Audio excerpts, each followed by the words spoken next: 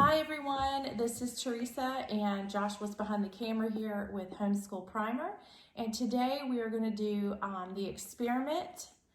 It is experiment 11-2, and this is the book here. It's Apologia, Exploring Creation with Physical Science, experiment 11-2, and this is for bent space and time theory of gravity.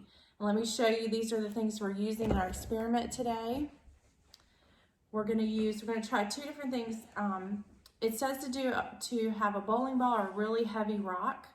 We're going to use a spaghetti squash. And we're also going to try this old iron, very, very heavy iron. And then required also is a marble. You can see that. And a cushion. We got this cushion outside on our patio furniture, and we're going to just try it out. So here we go. Okay, for this experiment, we have the cushion. It says to lay the seat cushion on the floor. Find a spot on the cushion that is away from the center and relatively flat, and lay the marble on that point so that it stays there without rolling.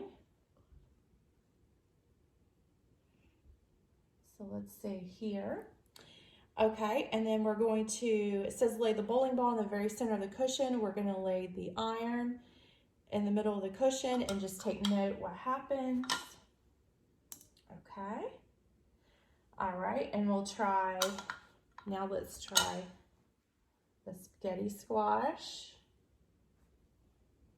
All right, maybe doesn't have as much mass as the iron because it's staying put, whereas with the iron, it was moving towards the iron in a circle. Now, it says to smooth out the cushion and then just roll roll the marble in a straight line, not towards the center, but just just roll it.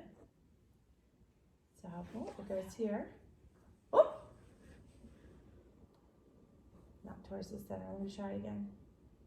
Okay, and now we're going to put the iron back in the middle. We're going to roll our marble. Ooh, note what happens. Ooh.